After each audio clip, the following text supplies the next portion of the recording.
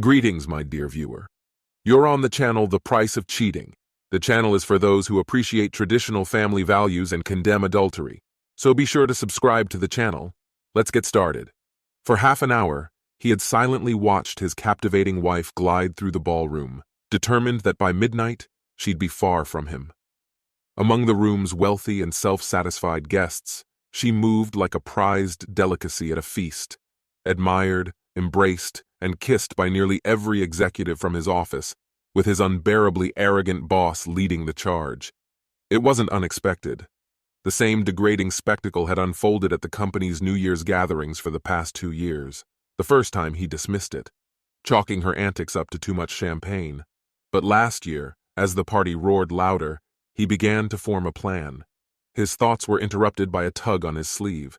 He turned to find Dedra, Rosalie's closest friend and frequent accomplice in mischief. "Happy New Year, Anthony!" she exclaimed, leaning in for the customary kiss, a gesture he barely acknowledged before pulling back and meeting her gaze. Dedra was another of the trust fund elite, her fortune even larger than Rosalie's. Her usual expression carried a smugness that silently mocked his lack of old money roots. Tonight, though, her face showed something unusual, a mix of pity and concern. "Don't take it so hard, Anthony," she said softly. "It's just tradition. She'll come back to you soon and everything will be fine. She loves you, you know." He raised a skeptical brow. Dedra pressed on. "She does. Rosalie's just vibrant, social. You're more reserved, introspective. She needs to surround herself with energy sometimes, but it only makes her value you more when she comes back." "Oh, really, Dedra?" he replied coolly. "Is that why she spent the Christmas party under the mistletoe with half her colleagues? At her event, she danced with everyone but me, and now, at mine, she's taking it even further. Let's call it what it is. Is kissing Peter de Embasso a dozen times part of this tradition? Or is it her unique way of showing love, knowing how much I despise him?" Dedra's cheeks flushed with embarrassment. She avoided his gaze as she murmured, "Anthony, I know you're upset, but try to see the bigger picture." "Oh, I see it clearly," he shot back. "For the first time in 5 years of marriage, everything makes sense." He turned and walked to their table, retrieving a large, brightly wrapped package from underneath. He removed his wedding ring and tied it to the ribbon on the gift. Without facing her, he held it out to Dedra. "I'm leaving. Give this to your friend when, or if, she's done with her admirers. Wish her a happy new year and let her know I hope she gets exactly what she deserves." As he moved to leave, Dedra grabbed his arm. "Don't do this, Anthony," she pleaded. "I'll get her. She's just had too much to drink. Take her home." He shook his head. "No need. She's staying here. She booked a suite earlier today, entertaining while I was working. You knew, didn't you? You were here with her. She has her car, her things. One of her companions will make sure she's comfortable. Maybe all of them will." Dedra stared, stunned. "Don't look at me like that," he added. "You lied to me last year. I gave her this year to make a choice. She's made it. So have I. Goodbye, Dedra. I'll be glad never to see you again." Leaving the ballroom, Anthony nodded to Helen, the HR director, who had spent the afternoon with him while his boss and colleagues celebrated in the suite. In reality, they had been indulging on the company's dime. Rosalie had been there too. Anthony had the evidence, photos and videos. So did Helen, who was about to share them with the board chairman. Inside, Helen and her husband made their way to the crowd around Rosalie. Dedra, meanwhile, pushed through the revelers, avoiding drunken attempts from men seeking another traditional kiss. Helen's husband's imposing presence cleared a path as Helen reached Peter Moore, the CEO, at the same moment Dedra did. Dedra's sharp call of Rosalie's name made her turn abruptly, breaking away from Peter's embrace with a frown. Dedra thrust the package into Rosalie's hands. "Anthony left this for you," she said. "He's gone. He saw everything tonight." Rosalie laughed dismissively. "Oh, Anthony, he always gets sulky when I don't pay him attention. I'll go home, apologize, and he'll feel foolish. He loves me too much to stay angry." She smiled at the gift. "See? Even when he's upset, he leaves me presents. Let's see what it is." "Wait," Dedra began, but Rosalie was already untying the ribbon. The ring fell to the floor. Rosalie froze. Peter picked it up, smirking. Isn't this your husband's wedding ring? Rosalie's expression shifted from confusion to alarm as she took it from him. She glanced at Daedra, who whispered, I tried to warn you. Ignoring her, Rosalie tore off the wrapping paper to reveal a white box. Smiling nervously, she shook it. It's heavy, she noted, prying at the tape. As the last strip came free, the box's contents spilled onto the floor. Glossy photographs and documents scattered everywhere. Rosalie crouched to gather them, others stepping in to help. But as they saw the images, everyone froze. Rosalie's eyes widened in horror. No! She screamed, her voice cutting through the noise and silencing the room. More onlookers gathered, drawn to the commotion. As her meticulously crafted facade shattered, Anthony was already far away. Daedra's eyes widened in bewilderment when she saw the horror on Peter's face. He stooped down, picked up the glossy photograph from the floor, and pressed it against his immaculate suit. His voice thundered through the room as he shouted, Rosalie, what in the world is this? The outburst drew every gaze toward the scattered photos carpeting the floor. Each image depicted Rosalie in compromising situations with various individuals who were clearly not her husband. Among the damning photographs were shots of Rosalie with Peter himself, alongside others featuring her entangled with executives from Anthony's firm, her colleagues, and even her higher-ups. Though not an exhaustive Kama Sutra catalog, the collection revealed an explicit array of encounters involving men, women, and various other participants and configurations. Rosalie's response was dramatic. She crumpled to the ground in a faint. Quick-thinking Peter nudged his foot beneath her head just in time, sparing her from a painful collision with the hard tiles. Daedra, dropping to her knees, gently cradled Rosalie's head and began patting her cheeks while shouting, Rosalie, wake up! Can you hear me? Are you okay? While Daedra tended to the unconscious Rosalie, others in the room began gathering up the incriminating photos. A particular woman, upon examining one of the images, turned on her husband with fury. You lying cheat! No wonder you're always too exhausted for me! She shrieked. Her husband's feeble attempt at denial was cut short as her handbag connected with his face, eliciting a yelp. Matters worsened for him when she delivered a sharp kick to his groin, leaving him doubled over in agony. As he writhed, she crouched and rifled through the photographs. Lifting one for all to see, she declared loudly, If your husband works in management at Clements & Sons, you'll want to have a look. These faces might be familiar. Another voice chimed in from across the room. There are USB drives here too. Who knows what's on them? The chaos intensified. A striking blonde confronted a well-dressed older man waving a photograph in his face. Remember our prenup? You're finished, you shameless creep. The man stammered. Sweetheart, it's not what it looks like. She threw herself at me, I swear. It only happened once, and it meant nothing. Ignoring his protests, the blonde's fiery gaze followed him as he fled the room, her threats ringing in his ears. Elsewhere, a woman clutched a photo to her chest, sobbing uncontrollably. Beside her, her husband buried his face in his hands, silently weeping. In another corner, a man waved an incriminating picture at his wife, his voice trembling with anger.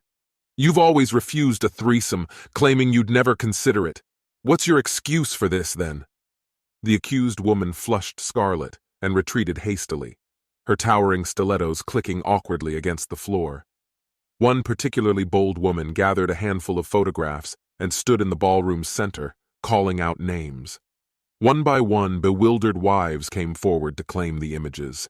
Their initial confusion turned to rage as they confronted their husbands, delivering slaps and angry tirades. This dramatic sequence played out again and again, leaving a trail of humiliated men nursing both physical and emotional wounds. As Rosalie stirred, she found herself sitting upright in Daedra's supportive arms, her expression dazed as she took in the pandemonium around her. A man in an elegant tuxedo knelt by her side, speaking softly. Are you all right? She nodded faintly, still disoriented. What's your name? He continued. Summoning a steady tone despite her evident despair, she replied, I'm Rosalie Martin, though I doubt anyone can help me now. His eyebrows rose in recognition. Rosalie Martin, he echoed. When she confirmed with another nod, he pulled out a stack of papers and handed them to her. Without hesitation, he snapped a photo of her with his phone and announced loudly, Miss Martin, you've been officially served. These documents and the attached photos and videos are part of Anthony Martin's divorce proceedings. He turned to the stunned crowd and declared, "For those who haven't yet seen the photos, they're included in these public filings.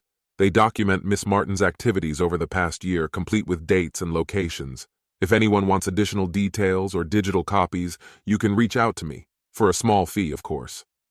Offering a theatrical bow, he exited the room, leaving behind a storm of tears, fury, and recriminations. As he walked away, he reflected on his antics, wondering if they might one day lead to trouble, though his New Jersey connections gave him confidence he could weather any fallout. Rosalie, still clutching the divorce papers, sat motionless, her confidence shattered. She scanned the faces around her, finding only contempt, pity, or disgust. The admiration and envy she once thrived on had vanished. Overwhelmed by humiliation, she buried her face in Deidre's chest and sobbed uncontrollably. Nearby, Peter Clements barked orders to his staff. "Gather every single one of those photos and destroy them immediately." Turning his glare to Helen, he snapped, "I want a reprimand letter from Anthony Martin on my desk by Monday, followed by his termination papers." Helen remained composed as she replied, "That won't be possible, sir. Mr. Martin resigned earlier today. He's already used his accrued leave and submitted 2 weeks' notice." Peter's face reddened with fury. "Then I'll reject his resignation. He's fired anyway. I'll make sure he never works in this industry again." Helen's calm demeanor didn't falter. "I'm afraid that won't work, sir. Before leaving, Mr. Martin met with the chairman of the board, your father, who accepted his resignation. Additionally, Mr. Martin already has a new position with a consulting firm, which you personally approved in writing." Peter's anger boiled over, and he began muttering curses aimed at both his father and Anthony Martin. Meanwhile, Helen and her husband exchanged discreet glances, their hands clasping under the table in silent celebration, their outward expressions remaining professionally neutral. As Anthony Martin steered his freshly delivered, custom-designed all-wheel drive Chevrolet SUV out of New York City, the deep growl of its 6.2-liter turbodiesel engine mirrored his sense of emancipation.